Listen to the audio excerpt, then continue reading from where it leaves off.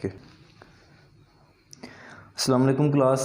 आज हम लोग बायोलॉजी पार्ट 1 का चैप्टर नंबर 11 बायो एनर्जेटिक्स। इससे प्रीवियस लेक्चर के अंदर हम लोगों ने पढ़ा था सेलुलर रेस्पिरेशन के बारे में, और इसमें हम लोगों ने पढ़ा था कि सेलुलर रेस्पिरेशन को आगे फर्दर 4 फेजेस के अंदर डिवाइड किया गया, जिसमें नंबर 1 पर था ग्लाइकोलाइसिस, देन सेकंड नंबर पर था oxidation of pyruvic acid, third पर आ जाता है क्रेब्स साइकिल या सिट्रिक एसिड साइकिल, और फोर्थ नंबर पर हमारे पास आ जाता है रेस्पिरेटरी चेन। प्रीवियस लेक्चर के अंदर हम लोगों ने ग्लाइकोलाइसिस को डिटेल के अंदर स्टडी किया था। तो आज हम लोग सेकंड चीज़ को स्टार्ट करेंगे, ऑक्सीडेशन ऑफ पायरुविक एसिड को। तो ये जो फर्स्ट चीज़ थी हमारे पास सेलुलर रेस्पिरेशन की फर्स्ट फेज़ ग्लाइकोलाइसिस, ये कंप्लीट हो गई थी। तो आज इसको हम लोग स्टार्ट करते हैं ऑक्सीडेशन ऑफ पायरुविक एसिड। तो oxidation of pyruvic acid start करने से पहले आप लोगों को पिछला थोड़ा सा रिवाइज करवा देते हैं कि ग्लाइकोलाइसिस के अंदर हम लोगों ने क्या पढ़ा था कि जो ग्लूकोज का मॉलिक्यूल है जिसमें 6 कार्बन होते हैं, ये ग्लूकोज का मॉलिक्यूल ब्रेक करता है, टूटता है, और इससे पायरेट के 2 मॉलिक्यूल बन जाते हैं, और एक मॉलिक्यूल के अंदर पायरेट के जो है वो 3 कार्बन्स मौजूद होते हैं। तो नेक्स्ट हम लोग कहते हैं कि क्या चीज़ स्टार्ट हो जाएगी, फिर ऑक्सीडेशन ऑफ पायरुविक एसिड, या इसका दूसरा नाम होता है लिंक्ड रिएक्शन। इसको हम लोग बाद में देखेंगे कि इसको लिंक्ड रिएक्शन क्यों कहा जाता है। तो अब ये जो पायरेट के मॉलिक्यूल बन चुके हैं, तो ये बनने के बाद ग्लाइकोलाइसिस से आगे फिर अगली स्टेज के अंदर एंटर हो जाते हैं ऑक्सीडेशन ऑफ पायरुविक एसिड या ऑक्सीडेशन ऑफ पायरेट। अब इसके अंदर क्या होता है, सबसे पहले ऑक्सीडेशन क्या होती है। ऑक्सीडेशन हम लोग कहते हैं लॉस ऑफ इलेक्ट्रॉन, कि इलेक्ट्रॉन के लॉस करने को हम लोग क्या बोलते हैं, ऑक्सीडेशन। तो हम लोग कहते हैं कि pirate molecules do not entered in Krebs cycle directly. तो ये जो पायरेट का मॉलिक्यूल ग्लाइकोलाइसिस के अंदर बना हुआ था, यहाँ पर जो हम लोगों ने मेंशन किया हुआ है, ये डायरेक्ट ही अगली फेज़ जो थर्ड फेज़ है क्रेब्स साइकिल, उसके अंदर एंटर नहीं होता। उससे पहले उसकी क्या होती है, ऑक्सीडेशन होती है। ऑक्सीडेशन क्या होगी, लॉस ऑफ इलेक्ट्रॉन। तो अब हम लोग देखते हैं कि बेसिकली ऑक्सीडेशन के अंदर क्या होगा। तो सबसे पहले हम लोग कहते हैं कि हमारे पास ये जो है वो पायरेट का मॉलिक्यूल है। तो पायरेट के अंदर आप लोगों को पता है कितनी कार्बन्स प्रेजेंट होती हैं, 3। तो लेट्स सपोज कि ये हमारे पास ये एक पायरेट का मॉलिक्यूल है जिसके पास 3 कार्बन्स मौजूद हैं। ये मैंने नेम मेंशन किए, आगे इसको एक्सपेंड करके भी मैं साथ आप लोगों को लिख के दिखा देता हूँ।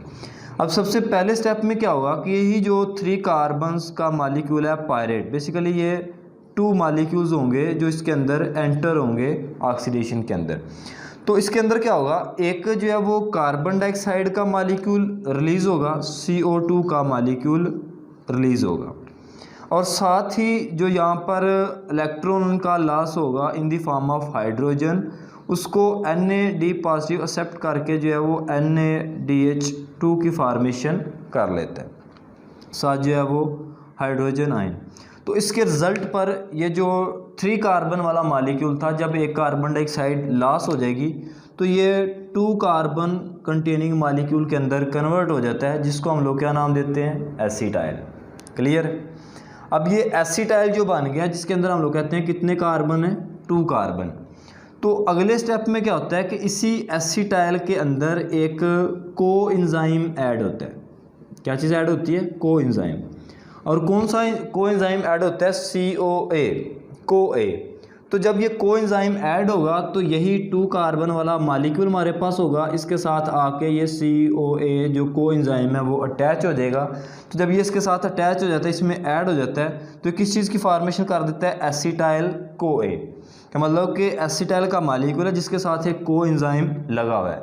तो इसमें से अगर देखें यहाँ पर इलेक्ट्रॉन या हाइड्रोजन जो है वो लॉस हो रहे हैं, तो इसका मतलब है इसकी क्या हो रही है, ऑक्सीडेशन हो रही है।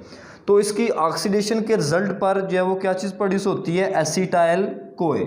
ये जो हमारे पास मॉलिक्यूल यहाँ पर बन गया है एसिटाइल CoA का। तो एसिटाइल CoA की फार्मेशन होने के बाद ये अगले स्टेप के अंदर, अगली फेज़ के अंदर एंटर्ड हो जाता है। और अगली फेज़ हमारे पास कौन सी है, क्रेब्स साइकिल या सिट्रिक एसिड साइकिल। तो आगे देखते हैं कि क्रेब्स साइकिल या सिट्रिक एसिड साइकिल के अंदर क्या होगा। अब अगर यहाँ पर देखें तो मैंने शुरू में आप लोगों को कहा था कि ऑक्सीडेशन ऑफ पायरुविक एसिड को हम लोग लिंक्ड रिएक्शन भी कहते हैं। तो लिंक्ड रिएक्शन क्यों कहते हैं? क्योंकि ये ग्लाइकोलाइसिस का और क्रेब्स साइकिल का आपस में लिंक बना रहा है, इनको अटैच कर रहा है, तो इसलिए इसको हम लोग लिंक्ड रिएक्शन भी कहते हैं।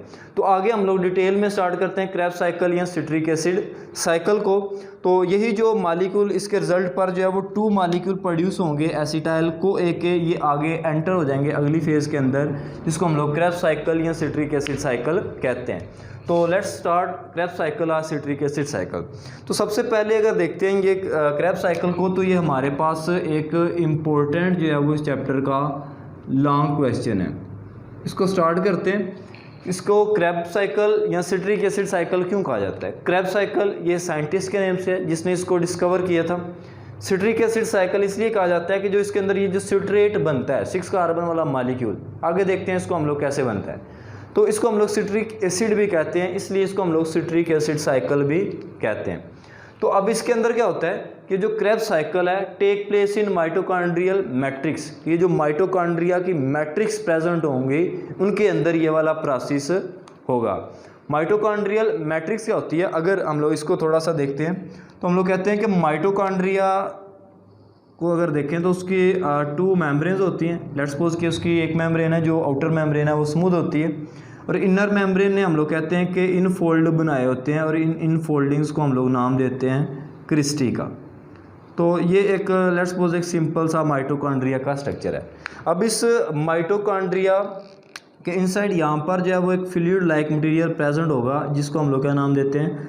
Mitochondrial matrix. तो ये जो क्रेब्स साइकिल हम लोगों ने ये सिट्रिक एसिड साइकिल स्टार्ट करना है, ये बेसिकली इसके अंदर होगा माइटोकॉन्ड्रियल मैट्रिक्स के अंदर। तो अब इसमें देखते हैं हम लोग कि क्रेब्स साइकिल या सिट्रिक एसिड साइकिल में क्या होगा। तो सबसे पहले ये जो एसिटाइल को ए की फॉर्मेशन हुई है, जब ये एंटर होता है क्रेब्स साइकिल के अंदर, तो इस माइटोकॉन्ड्रियल मैट्रिक्स के अंदर पहले से ही यहाँ पर एक मॉलिक्यूल मौजूद होता है, और उस मॉलिक्यूल को हम लोग क्या नाम देते हैं? Oxalo acetate. तो अगर इस ऑक्सैलो एसीटेट को देखते हैं तो ये 4 कार्बन वाला एक मॉलिक्यूल है कि जिसके अंदर 4 कार्बन होंगे। लेट्स सपोज कि ये वो 4 कार्बन वाला एक मॉलिक्यूल है, ये पहले से ही इस माइटोकॉन्ड्रियल मैट्रिक्स में प्रेजेंट होता है। तो लेट्स सपोज कि ये एसिटाइल को ए एंटर हो रहा है इस क्रेब्स साइकिल के अंदर, और इस माइटोकॉन्ड्रियल मैट्रिक्स में ये ऑक्सैलो एसीटेट, जिसके अंदर हम लोग कहते हैं कितने कार्बन्स होते हैं?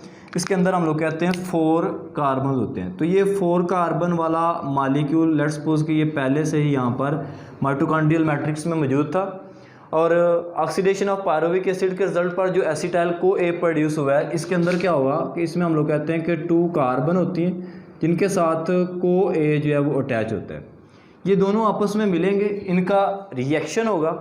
साथ ही इस केस में रिएक्शन के दौरान इसमें वाटर जो है वो ऐड होता है, और जो को एंजाइम है वो रिलीज़ हो जाता है। तो इसके रिजल्ट पर ऑक्सैलो एसीटेट और एसिटाइल को एक रिएक्शन के रिजल्ट पर जो मॉलिक्यूल प्रोड्यूस होता है उसको हम लोग सिट्रेट कहते हैं। और सिट्रेट के अंदर कितने कार्बन होते हैं? 6। तो इसके रिजल्ट पर ये जो है वो 6 कार्बन वाला एक मॉलिक्यूल प्रोड्यूस हो जाता है। क्लियर है?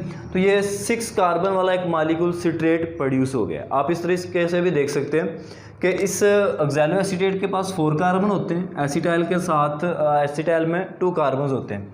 तो 4 + 2 को करेंगे तो इज इक्वल टू 6। तो आगे इसके रिजल्ट पर जो प्रोड्यूस होगा वो 6 कार्बन वाला मॉलिक्यूल ये सिट्रेट यहाँ पर प्रोड्यूस हो गया। क्लियर है? अब ये सिट्रेट की फॉर्मेशन के बाद ये अपने ही आइसोमर में कन्वर्ट हो जाता है। आइसोमर का लास्ट लेक्चर में भी बताया था आप लोगों को कि जिसका केमिकल फार्मूला सेम होता है उनका, लेकिन स्ट्रक्चर फार्मूला उनका डिफरेंट होता है। तो सिट्रेट अपने ही आइसोमर में कन्वर्ट हो जाता है, जिसको हम लोग क्या नाम देते हैं? आइसोसिट्रेट का। तो लेट्स सपोज कि ये आइसोसिट्रेट के अंदर कन्वर्ट हो गया है, तो आइसोसिट्रेट में भी सेम उसी तरीके से 6 कार्बन ही मौजूद होंगे। क्लियर है? अब उसके बाद अगले स्टेप में क्या होता है कि इसमें से आइसोसिट्रेट में से एक कार्बन डाइऑक्साइड का मॉलिक्यूल रिलीज़ होता है। तो यहाँ पर एक CO2 कार्बन डाइऑक्साइड का मॉलिक्यूल रिलीज़ होगा, साथ जो इलेक्ट्रॉन का लॉस होगा in the form of hydrogen, उन हाइड्रोजन को ये NAD का मॉलिक्यूल एक्सेप्ट करेगा और ये कन्वर्ट हो जाएगा NADH के अंदर। क्लियर है? तो एक जब इसमें से कार्बन लॉस हो जाएगा तो ये 6 कार्बन से पीछे रह जाएंगे 5 कार्बन, और इसके रिजल्ट पर जो मालिक्यूल प्रोड्यूस होता है इसको हम लोग क्या बोलते हैं, अल्फ़ा कीटो ग्लूट्रेट। तो ये हमारे पास फिर 6 कार्बन से जो मालिक्यूल बच जाएगा वो होगा 5 कार्बन। तो लेट्स सपोज कि हमारे पास 5 कार्बन वाला मालिक्यूल अल्फ़ा कीटो ग्लूट्रेट प्रोड्यूस हो गया। यहाँ पर 6 कार्बन थे, यहाँ पर 5 है, एक कार्बन जो in the form of carbon dioxide release हो गया। फिर अल्फ़ा कीटो ग्लूट्रेट की फॉर्मेशन होने के बाद अगले स्टेप में क्या होता है कि इसमें से एक और कार्बन डाइऑक्साइड का मालिक्यूल रिलीज होगा, CO2 का मालिक्यूल, और जो इलेक्ट्रॉन लॉस होंगे in the form of hydrogen उनको NAD का मालिक्यूल एक्सेप्ट करता है और NADH में कन्वर्ट हो जाता है। तो जब एक और कार्बन का लॉस होगा तो उसके रिजल्ट पर 5 कार्बन थे, तो फिर बाद में बच जाएंगे हमारे पास 4 कार्बन, और 4 कार्बन वाला आगे ये एक मालिक्यूल प्रोड्यूस हो जाता है जिसको हम लोग क्या नाम देते हैं, सुक्सीनाइल का। तो इसी दौरान जब कार्बन डाइऑक्साइड रिलीज होती है तो इसमें CoA भी ऐड हो जाता है, मतलब कि एक कोएंजाइम भी ऐड हो जाता है। तो इसके साथ मैं ये मेंशन कर देता हूँ कि ये यहाँ पर इसके साथ CoA जो है वो अटैच है, तो इसका नाम बन जाएगा फिर सुक्सीनाइल CoA। क्लियर है। अब ये जो सुक्सीनाइल CoA है इसमें 4 कार्बन रह जाएंगे, यहाँ पर 5 थे, यहाँ पर 4 हैं, क्योंकि एक carbon in the form of carbon dioxide release हो गया। अगले स्टेप में क्या होगा कि जो GDP का मालिक्यूल है वो फास्फेट को लेगा, वो GTP में कन्वर्ट हो जाएगा, और GTP दोबारा आगे GDP में कन्वर्ट हो जाता है। GDP किसका एब्रीवेशन है, गुआनोसिन ट्राई फास्फेट, यूँ कह लें कि ये अल्टरनेट है ATP का, उसी से मिलता जुलता कंपाउंड है। तो आप लोग कह सकते हैं कि ADP से यहाँ पर ATP की फार्मेशन होगी। तो सिंपली आप लोग ओवरऑल कह सकते हैं कि इसमें अगले स्टेप में क्या होगा, यहाँ पर ATP की फार्मेशन होगी, एडिनोसिन ट्राईफॉस्फेट की फार्मेशन होगी। तो ATP की जब फार्मेशन होगी साथ ही इसमें से जो एसिटाइल CoA में जो कोएंजाइम CoA ऐड हुआ था वो दोबारा से रिलीज़ हो जाएगा कि वो बाहर निकल जाएगा। तो ये कोएंजाइम रिलीज़ हो रहे हैं। रिलीज़ होने के बाद ये सुक्सीनाइल कन्वर्ट हो जाता है सुक्सीनेट के अंदर। तो सुक्सीनेट क्या है, 4 कार्बन कंटेनिंग एक मालिक्यूल है। तो ये हमारे पास सुक्सीनेट की फार्मेशन हो जाएगी जिसके अंदर 4 कार्बन मौजूद होते हैं। अगले स्टेप में क्या होता है कि इसी सुक्सीनेट से मज़ीद हाइड्रोजन आयन जो है वो लॉस होते हैं, उनको FAD का मालिक्यूल एक्सेप्ट करता है और FADH2 के अंदर कन्वर्ट हो जाता है। पीछे भी आप लोगों ने एक कोएंजाइम पढ़ा था NAD, nicotinamide dinucleotide. तो यहाँ पर ये जो FAD यूज़ हो रहा है ये भी इसी का अल्टरनेट है, फ्लेविन एडेनिन डाई न्यूक्लियोटाइड, कि यहाँ से हाइड्रोजन को एक्सेप्ट करता है और FADH2 के अंदर कन्वर्ट हो जाता है। और इसके रिजल्ट पर जो सुक्सीनेट का मालिक्यूल है वो कन्वर्ट हो जाता है फ्यूमारेट के अंदर। फ्यूमारेट के अंदर भी 4 ही कार्बन होते हैं, तो ये आगे फ्यूमारेट के अंदर 4 कार्बन कंपाउंड के अंदर कन्वर्ट हो जाएगा। क्लियर है। फिर इस फ्यूमारेट के अंदर क्या होगा कि वाटर ऐड होगा, एडिशन ऑफ वाटर। तो जब वाटर ऐड होता है तो यही फ्यूमारेट का मालिक्यूल आगे 4 कार्बन वाले मालिक्यूल में कन्वर्ट हो जाता है। फिर इसका नाम क्या होगा, मैलेट। क्या नाम होगा इसका, मैलेट। फिर इसमें क्या होता है कि मैलेट के अंदर से मज़ीद हाइड्रोजन आयंस का लॉस होता है। उन हाइड्रोजन आयंस को NAD एक्सेप्ट करता है और NADH के अंदर कन्वर्ट हो जाता है, और उसके रिजल्ट पर मैलेट से आगे 4 कार्बन वाला मालिक्यूल जो ऑक्सैलो एसीटेट था वो दोबारा से बन जाता है, और ये ऑक्सैलो एसीटेट दोबारा से एक और साइकिल को जो है वो रन कर सकते हैं। क्लियर है। तो इस तरीके से देखें जहाँ से हम लोग स्टार्ट हो रहे थे ये साइकिल कंप्लीट होता हुआ जो है वो उसी जगह पर आ जाता है। तो ये था हमारे पास क्रेब्स साइकिल या सिट्रिक एसिड साइकिल, जिसको मैंने जिस तरह से आप लोगों की बुक के ऊपर जैसे इनके नेम लिखे हैं वो उस तरह भी मेंशन कर दिया और एक्सपेंड करके कार्बन की फॉर्म में भी ड्रा कर दिया। अब अगर इस होल प्रोसेस के अंदर हम लोग देखते हैं, साथ ही इसी के अंदर जो linked reaction oxidation of pyruvic acid हम लोगों ने डिस्कस किया। तो इसमें अगर देखते हैं तो 2 मालिक्यूल पायरेट के एंटर होते हैं, तो यहाँ पर जो कार्बन डाइऑक्साइड के मालिक्यूल रिलीज होंगे वो भी 2 मालिक्यूल रिलीज होंगे, और साथ ही यहाँ पर 2 ही मालिक्यूल जो है वो NADH के रिलीज होंगे। तो हम लोग कहते हैं कि लिंक्ड रिएक्शन के अंदर 2 कार्बन डाइऑक्साइड की फार्मेशन होती है और 2 NADH की फार्मेशन होती है। अब अगर क्रेब्स साइकिल को देखते हैं इसमें कितने मालिक्यूल्स की फार्मेशन होती है, तो सबसे पहले कार्बन डाइऑक्साइड को देखें, एक कार्बन डाइऑक्साइड का मालिक्यूल यहाँ पर रिलीज हो रहा है, सेकंड मालिक्यूल यहाँ पर रिलीज हो रहा है। तो अब यहाँ पर 2 मालिक्यूल एसिटाइल के एंटर हुए थे, ये हमने एक टाइम जो है वो साइकिल को ड्रा किया हुआ है। तो बेसिकली जब ये साइकिल 2 टाइम रन करता है तो फिर इसको हम लोग एक कहते हैं कि क्रेब्स साइकिल कंप्लीट हो गया। तो हम लोग कहते हैं कि ट्वाइस कि जब 2 टाइम जो है वो ये साइकिल रन करेगा तो एक क्रेब्स साइकिल कंप्लीट होगा।